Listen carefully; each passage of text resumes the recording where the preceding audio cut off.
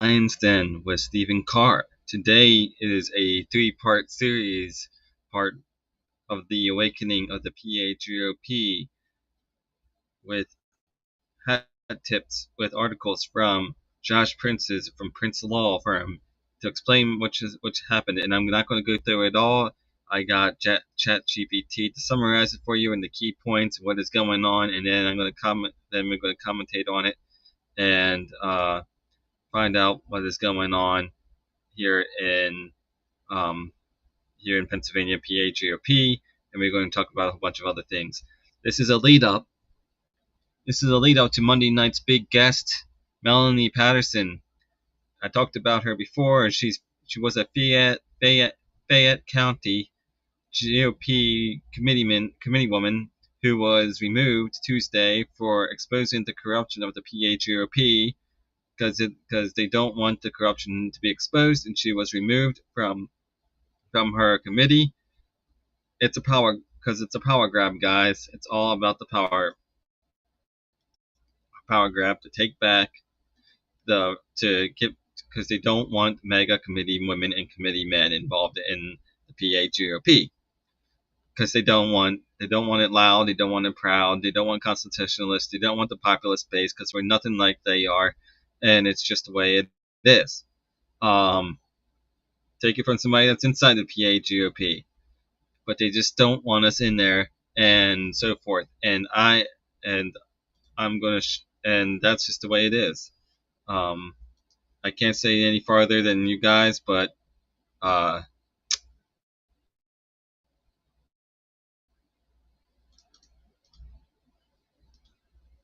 but that's just the way it's gonna go, and that's the way things are gonna be until we gain control of the PHOP and we get involved. So here we go. We go. GOP expelling women. PAGOP, RCAC, WCRC. Says Pennsylvania GOP party purge alert. The Republican Committee of Allegheny County ousted Carmen Brown, a fierce mega committee woman from Pittsburgh, in yet another blatant attack on grassroots female conservatives. This follows the GOP oustings of Nancy Plesovich and Melanie Patterson, with many others being targeted through the intimidation by attempting to diminish and ultimately silence the mega committee women. Many others remain anonymous to avoid further bullying from the party. They're fighting to they're fighting to save. The establishment's suppression tactics are out of control. Those are just four of the many PAGOP or county GOP women that are mega that have been purged from the Republican Party of, of Pennsylvania, and there's many more. There was 9 involved in 2023 when they supported Josh Prince because he was an endorsed candidate, but the bylaws say that you can support unendorsed candidates during the primary election. They're being contradictive. They're being sneaky. The the the people, the chair of the GOP are not reading the bylaws, and they don't know exactly what they're to do, but they're purging them. They're purging men and women from the party, and so forth. So here is a rundown of Josh Prince's articles summarized for you that I put together from ChatGPT and so forth, so you can get a hint to the lead up of what is going on.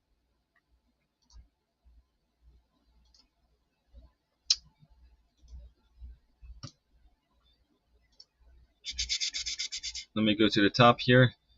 This one is An Awakening, Unity Pills and Democratic Takeover of the GOP, published by February 16th, 2025, Josh Prince on the Prince Law Office's blog.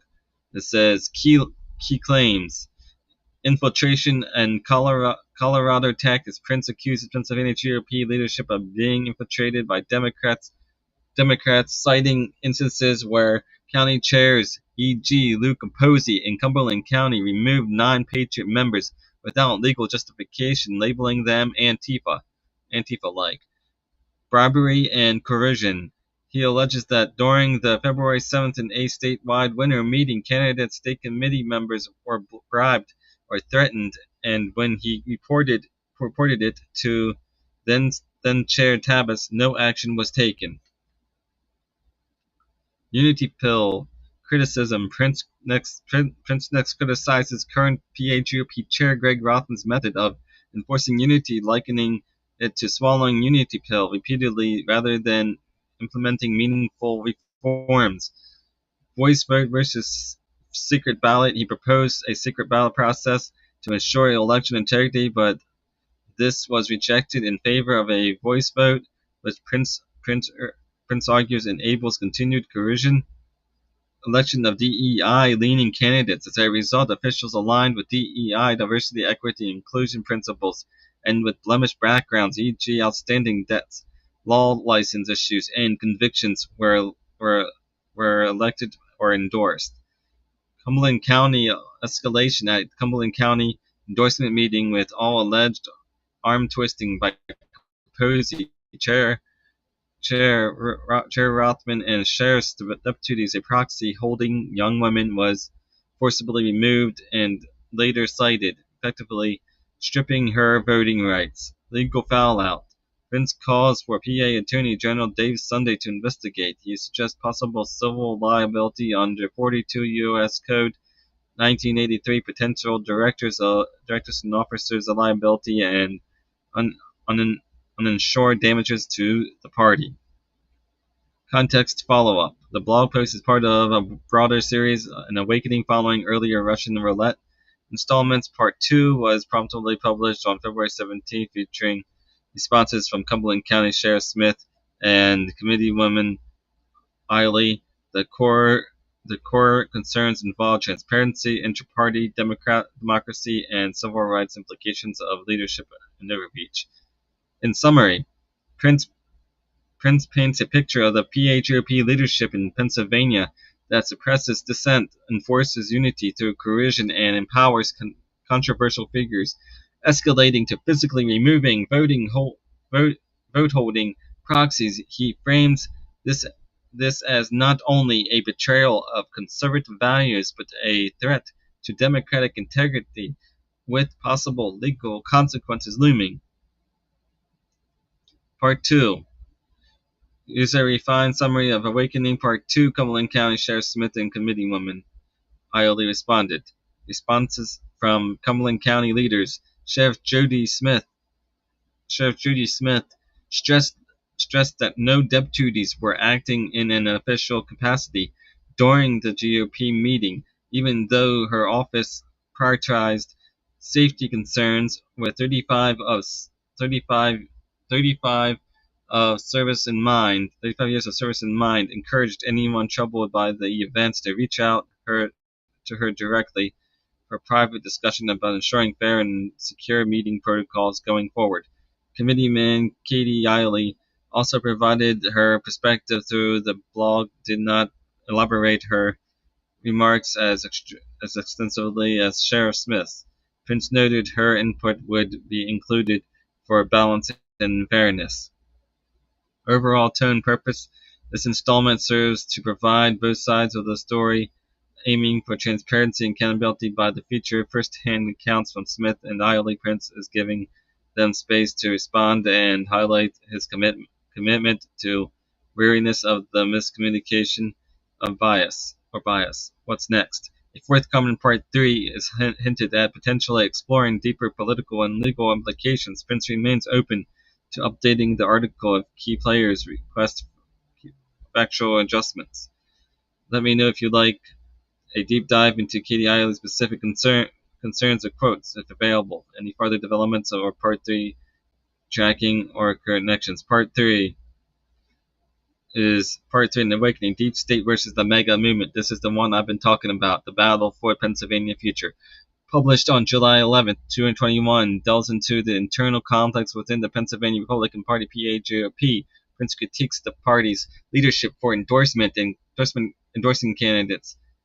Party's leadership for endorsing candidates with questionable backgrounds and compromising conservative values, which he believes undermines the mega movement's objectives. Key points from the article: integrity concerns. Prince Prince expresses disappointment over the PAGOP's endorsement of candidates who have faced legal issues and have histories that contradict the movement's core values. Leadership critique: his Citizens Party leaders for prioritizing political expediency over principle, leading to decisions that alienate grassroots supporters. Call for accountability. Prince urges members of the mega movement to hold party leadership accountable and to ensure that the endorsements align with the movement's values. For a comprehensive understanding, you can read the full article here in Awakening Part 3. If you're interested in a deeper analyst discussion on specific aspects of the article, feel free to ask, he says. There you go. There you have it, guys. The, the PAGOP is purging people left and right, candidates left and right. It's time to get involved, time to take it over, guys. It's time to fight. Every single day is going to be a fight for your life to take back the party, to make it the mega party, the common sense party, the conservative party that we once knew. It's time to get involved. It's time to stay involved, guys. And we got to stay involved. Look, um, so my friend Melanie Patterson's gonna come on Monday, 7 o'clock p.m. I'm gonna have it set for 7 o'clock p.m. for stream on Sunday night, so it'll be already set up. She was also a delegate at the RNC convention, where shockingly nobody on the PA delegate side wore mega hats. They all were Nikki Haley from Pennsylvania. Can you believe that? They all wore Nikki Haley hats. The only ones that wore mega hat was her and her husband. There was not a single red or black mega hat or ultra mega hat at the convention on the PA delegate side, and there's 67 counties, and you get four delegates and four alternate delegates. So you do the math. There was hardly a single one there. What else was there? I was gonna say. So there was other news I wanted to share with you too from there. If I can bring it back up again. Here's one that I put in here somewhere. So Justin Douglas. Justin Douglas supports a bid for Congress. Justin Douglas is a Democrat county commissioner from Dauphin County, has formed an explanatory committee to challenge incumbent Rep. Scott Perry in Pennsylvania's 10th district, which covers Dauphin, parts of Cumberland, and York counties. Scott Perry is expected to run for re-election. Perry first elected to his seat in 2018, formerly PA4 until 2019 redistricting. He has officially signaled plans to seek another term and retains former President Trump's endorsement. Janelle Stelson is weighing a comeback.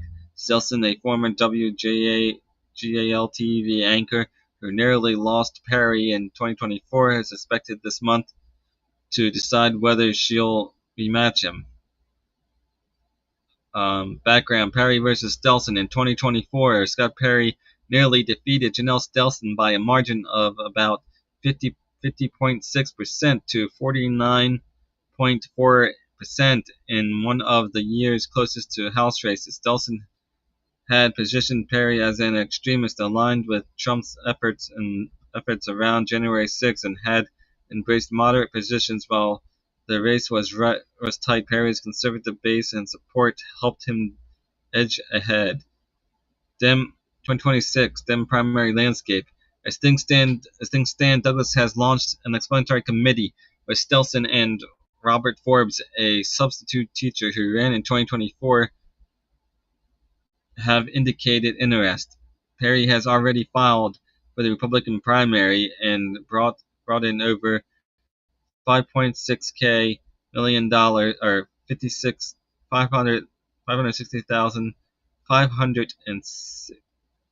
565,000 by March 31st, 2025, with a strong cash on hand position.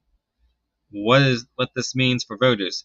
The 10th district remains closely contested battleground. Cook Political Report labels it 3 R plus 3, and 2024 saw just a 1.3 difference in vote share. With Stelson considering a rematch and Douglas entering the primary, Democrats face a competitive internal contest before facing Perry in the fall.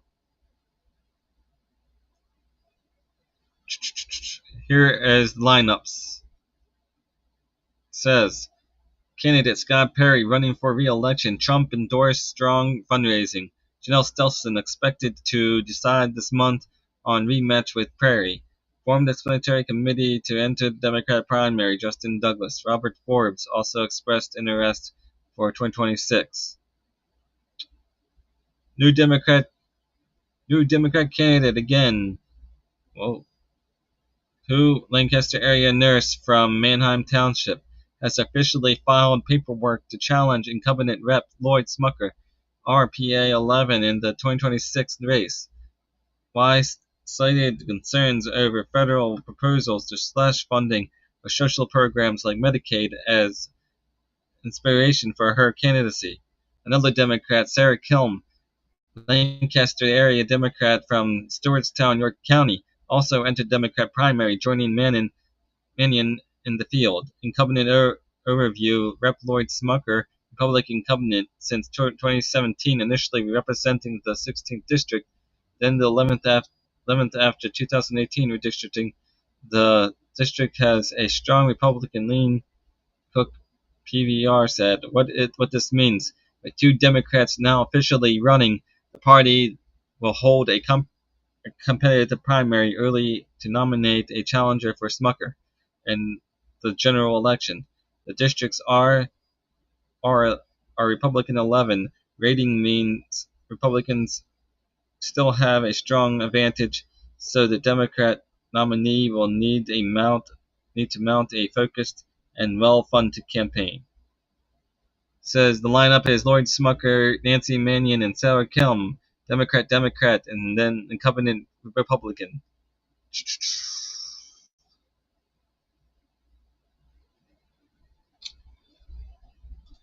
So there you have it. So Lloyd Smucker is going to have two.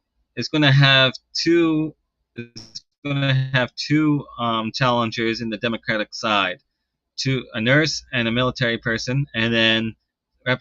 Rep. Scott Perry is going to have one. I think is two as well, and that's going to be the former WGAL anchor Janelle Stelson again, possibly, and Justin. I forgot what his name was. Justin Douglas again, or not again, but Justin Douglas, who is thinking about entering the race. What does this mean? It's 2 against 1 for every single Republican candidate, and these two in the PA 10th and the PA 11th race. This means that the grassroots has to support Perry in the PA 10th district, and the grassroots has to support Lloyd Smucker in the PA 11th district. That means that we need to start filling the seats. Again, continuously filling these seats means grassroots work. It means that we have to take over the GOP, because the PA GOP is only 31% MAGA, and they're kicking and purging committee women, committee men out of it because they don't like MAGA. They want establishment. They want to go back to take control of it, guys. This is a fight for your lives. This is where the grassroots must step up and take action. Must step up and take action every single in every single way, including this upcoming race with the three judges that we had to vote no on in 2025. Why do we have to vote no on these judges? Because I'm going to show you what they did and why they did.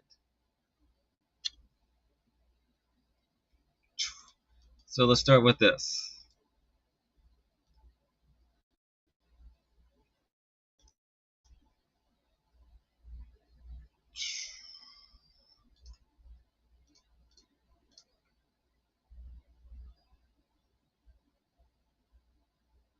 It's not working. Don't know why. There we go. Let's start with this here. Vote no for real choice election. Hold liberal judges accountable. Allowed overbearing destructive COVID restrictions. Stole legitimate redistricting powers from the state legislators and imposed legislative maps from unelected third party. Overturned a long held precedent banning use of PA Medicaid funds for abortions. Allowed the Wolf administration to remove the Green Party from the ballot in 2020. Extended mail-in ballot returns 3 days beyond election day against election laws. And then I got one more for you.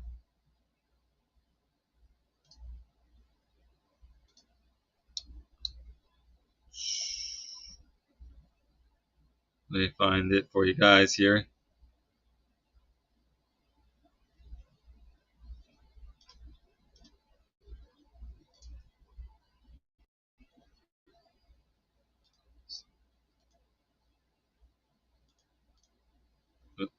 There you go. Bingo. Mail-in ballots 3 days after election day, 2020. These two voted yes on it, except for this woman. Kicked the third party out the ballot. All three voted to kick the third party off the ballot, much like what they did with Trump in 2024. Kicked them off the ballot. So much for democracy, right? And Democrats, the Party for Democracy, allowed Governor Wolf to shut down PA during COVID. All two of these. So we got to vote for all three of these people. Look, this is Pennsylvania, guys. I'm sure businesses have lost thousands and thousands of dollars, thousands and thousands of dollars, thousands and thousands of dollars. Small businesses has lost their businesses because of COVID lockdowns, because of these corrupt judges who voted to shut down PA during COVID and small businesses.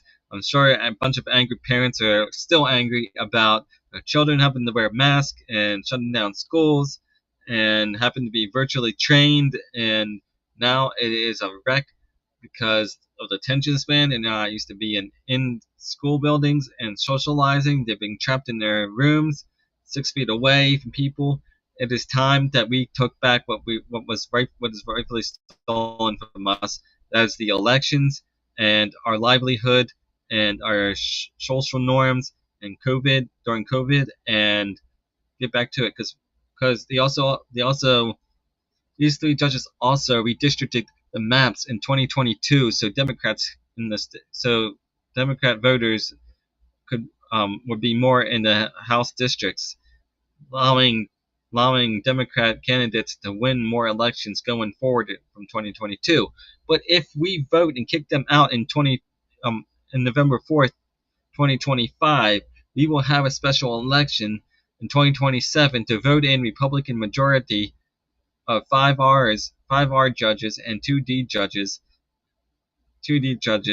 before the next presidential election in 2028, taking back our republic, taking back our commonwealth, taking back our country, one one thing at a time. But we must have a huge voter turnout in 2020 in 2020 in November 2024 or 2025 November 4th. So we must get out there and we must get involved um, and stay involved in our elections. We must stay involved in our GOP, start filling the committee seats, and getting involved. Uh, this is the grassroots uprising. This is the grassroots uprising, guys, and we need to take back because we're a bunch of angry, awakened lions and tigers that are ready to fight. Who do we fill these committee seats with? I always say, this is the grassroots rising. Look, this is this is where we start. Hold on.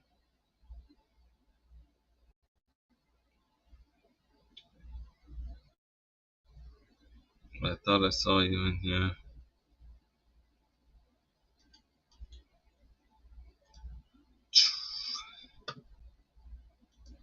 We feel the grassroots. We feel the grassroots. Where, why, and how America First issue groups all to gather and unite politically for real political action. America First, National Defense, Second Amendment supporters, anti-mandatory vaccinations, build the wall, anti-mandatory vaccinations, build the wall, anti-mask, America First audits and hand counting paper ballots, elect better school boards, America First foreign policy, right to life, tax enough already. Unite together in local Republican Party committees to get out the vote for the best conservative primary election candidates so they win. This is where the grassroots needs to start rising. This is where we need to start gathering to take back our republic, to turn the PAGOP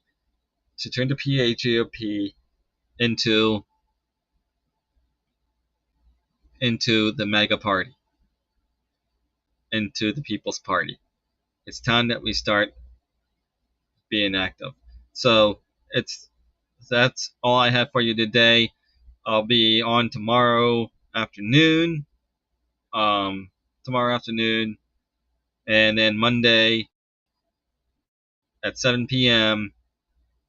At 7 p.m., I'll have on my special guest Melanie Patterson, former PAGOP committee woman of Fayette County GOP, who was removed, to tell her story.